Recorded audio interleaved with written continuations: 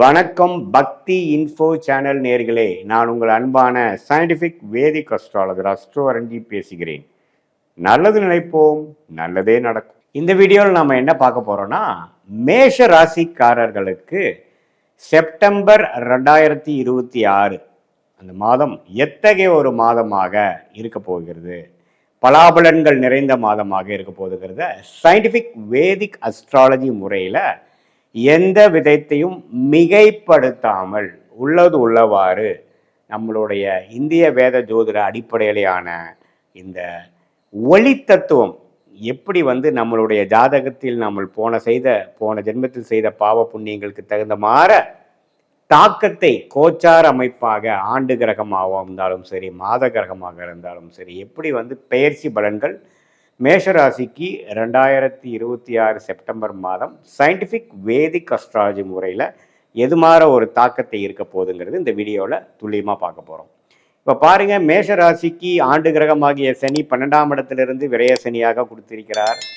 ஆனால் அதில் ஒரு நல்ல விஷயம் என்னென்னா, ஜூன் 2026 குருவின் பார்வை பெற்று அந்த விரயம் சுப விரயமாக ஒரு அலைச்சல், ஒரு நல்ல விஷயத்துக்காக அலைவது, ஒரு வாழ்க்கையில் கொஞ்சம் யூஸ்ஃபுல்லாக இருக்கிற மாதிரி, ப்ரொடக்டிவாக இருக்கிற மாதிரி, உபயோகமாக இருப்பதற்காக சில செலவிடுதல், நேரத்தை செலவிடுதல், அலைதல், நம்ம ஒரு இடம் விட்டு ஒரு இடம் போய் பல விஷயத்தை பார்த்து செய்து சமய விரயங்கள், பொருள் விரயங்களை செய்யக்கூடிய அமைப்பு, இன்வெஸ்ட்மெண்ட் பண்ணக்கூடிய அமைப்புகள், இது எல்லாமே ஒரு பர்சன்டேஜ் ஆஃப் மேஷராசிக்காரர்களுக்கு வியாபாரம், தொழில், இன்வெஸ்ட்மெண்ட் அது மாதிரி லைனில் இருக்கிறவங்களுக்கு, ஒரு வீடு கட்டுறவங்களுக்கு, வீடு கட்டலாம்னு நினைக்கிறவங்களுக்கு, ஒரு வண்டி வாகனம் வாங்கணும், அது மாதிரி ஒரு அபிவிருத்தியில் இருக்கிறவங்களுக்கு ஒரு விரயத்தை கொடுத்து கொண்டிருக்கிறார் மேஷராசிக்காரர்களுக்கு. அதே மாதிரி குரு 4ஆம் இடத்திலிருந்து தொழில் முன்னேற்றம், வேலை முன்னேற்றத்தை மிகப்பெரிய சுபகிரகமாகிய குரு உச்சம் அடைந்து 12 வருஷத்துக்கு ஒரு தடவை உச்சம் அடைந்து 4ஆம் இடத்திலிருந்து 10ஆம் இடங்கிற தொழில் ஸ்தானத்தை, வேலை ஸ்தானத்தை, நம்மளுடைய ஸ்டேட்டஸோட ஸ்தானத்தை பார்த்து நல்ல ஒரு மாற்றம். ஏன் நம்ம இப்படியே ஒரு இடத்துல ஸ்டக்காகி இருக்கோம், ஏன் நம்ம இது பண்ணக்கூடாது, நமக்கு ஏன் இது மாதிரி ஒரு லைஃப்பை நாமளே காம்ப்ரமைஸ் பண்ணணும் அப்படிங்கிற மாதிரி உணர்வுகளை நாமளே புரிந்து கொண்டு அதுக்கு தகுந்த மாதிரி சில உத்வேகமான எண்ணங்கள், அதுக்கு தகுந்த மாதிரி உத்வேகமான செயல் திட்டங்களை செய்யக்கூடிய ஒரு அற்புதமான ஒரு காலகட்டத்துக்கு வேணுங்கிற ஒரு குருவும் நமக்கு சாதகமாக இருக்கிறது. அதே மாதிரி ராகு 11ஆம் இடத்திலிருந்து, கேது 5ஆம் இடத்திலிருந்து நிறைய லாப நோக்குகள், பிற மொழிகள், பிற சூழ்நிலைகள், பிற இடங்கள் தகுந்த மாதிரி ஒரு போக்குவரத்து, சில தொடர்புகள் மூலமாக சில விஷயங்கள் நம்ம மாறி ஜெயிக்கலாம், சில விஷயங்கள் உத்வேகமாக செய்யலாம் அப்படிங்கிற மாதிரி பல நன்மைகளை குடிக்கக்கூடிய அந்த கோச்சார் அமைப்போட மாத கிரகமாகிய ராசி அதிபதி செவ்வாய் மாசத்தோட ஃபர்ஸ்ட் ஹாஃப்ல மிதுனத்திலிருந்து சூரிய, புதன், கேது எல்லாமே பார்த்தீங்கன்னா 5ஆம் இடத்துல இருந்து, அதே மாதிரி சுக்கிரன் 6ஆம் இடத்துல இருக்கும் பொழுது எது மாதிரி ஒரு அமைப்பு கொடுக்குறாருன்னு பார்த்தீங்கன்னா, ஃபர்ஸ்ட் ஆஃப் ஆல் வேலை மாறலாமான்னு கேட்டிங்கன்னா வேலை மாறலாம். நல்ல ஒரு விஷயத்துக்காக தான் இந்த விஷயம் வருது, நல்ல முன்னேற்றத்துக்கான ஒரு அடித்தளமாக இருக்கிறது அப்படிங்கிறது தெரிஞ்சுக்கணும். 2வது விஷயம் பார்த்தீங்கன்னா, உங்களுக்கு நல்ல ஒரு யோகமான தசை நடக்கிற டைமில் இது மாதிரி ஒரு குரு பயிற்சி, இது மாதிரி ஒரு கிரக அமைப்புகள்லாம் வரும் பொழுது உங்களுக்கு கண்டிப்பாக சிலதெல்லாம் டக்குன்னு லக்காக சிலதெல்லாம் வரும். அந்த மிராக்கிள் மாதிரி சில விஷயத்தை வருவதை நீங்கள் யூஸ் பண்ணிக்கிட்டு வேலை மாறுவது, தொழில் ஸ்டார்ட் பண்ணுறது, திடீர்னு ஒரு ஐடியா கிடைக்கும் நமக்கு. அந்த ஐடியாவை எப்படி பண்ணலான்னு நினைக்கும் பொழுது டக்குன்னு அதுக்கு வேணுங்கிற கான்டாக்ட்ஸு, அதுக்கு வேணுங்கிற அமைப்புகள் எல்லாமே உங்களுக்கு அமையக்கூடிய அமைப்புகளும் கொடுக்கு.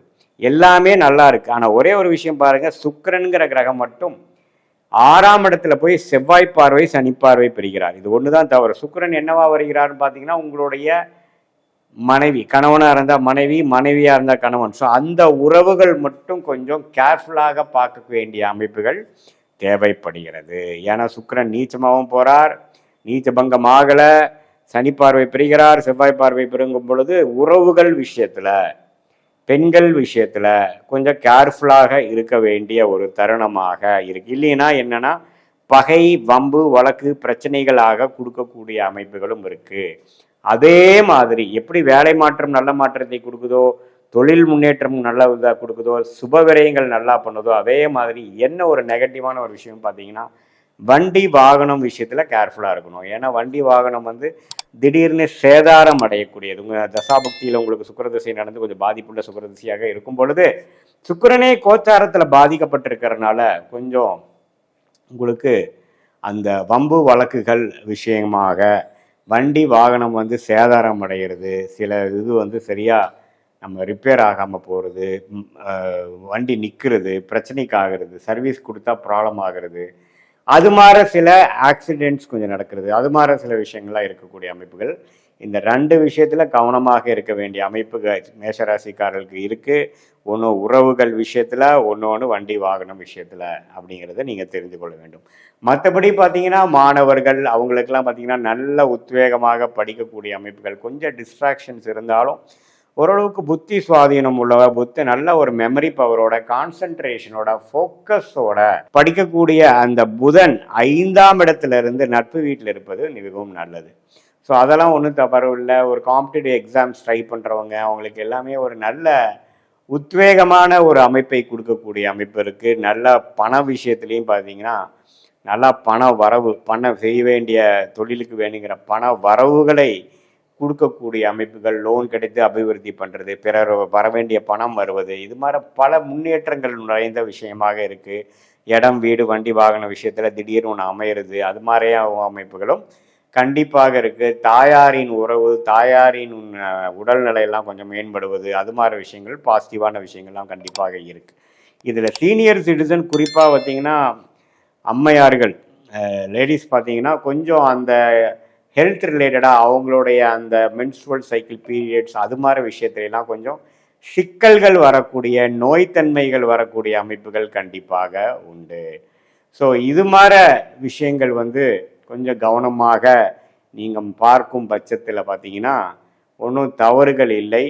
இது வந்து உங்களுக்கு மேஷராசிக்காரர்களுக்கு கண்டிப்பாக ஓரளவுக்கு நன்மைகளை கொடுக்கக்கூடிய ஒரு தருணமாக இருந்தாலும் ஹெல்த் ரிலேட்டடான பிரச்சனைகள், உறவு ரிலேட்டடான பிரச்சனைகள், வண்டி வாகனம் வீடுல சில சேதாரங்கள், சில செலவு பண்ணக்கூடிய அமைப்புகள், அது மாதிரி விஷயங்களை மட்டும் கொஞ்சம் கவனமாக இருப்பேனால் மற்றபடி பெரிய பிரச்சனை மேஷராசிக்காரர்களுக்கு இல்லை. அடுத்த வரக்கூடிய ஜென்மசனிக்கு வேணுங்கிற உத்வேகமான சில பிளாட்ஃபார்ம், சில அடிப்படையான சில விஷயங்களை செய்யக்கூடிய அமைப்புகள் கண்டிப்பாக உண்டு. இது வந்து பொதுவான பலன்களை தவிர உங்களுடைய ஜென்ம ஜாதகத்தில் எந்த மாதிரி தசாபுக்தி போய்கொண்டிருக்கிறது, நீங்கள் என்ன லக்னத்தில் பிறந்தீங்க, நீங்கள் அஸ்வினி நட்சத்திரமா, பரணி நட்சத்திரமா, கிருத்திகை நட்சத்திரம் முதல் பாதமா, உங்களுக்கு எது மாதிரி தசாபுக்திகள், தசாநாதன் எப்படி இருக்குது, புக்திநாதன் இப்போ கோச்சாரத்தில் எப்படி இருக்குது, இதையெல்லாம் பார்த்து ஸ்தானபலம், திக்பலம்லாம் வைத்து இப்போ உங்களுக்கு எது மாதிரி வாழ்க்கையில் போகக்கூடிய அமைப்புகள் இருக்குது, உங்களுடைய ஷார்ட் டேர்ம் என்ன,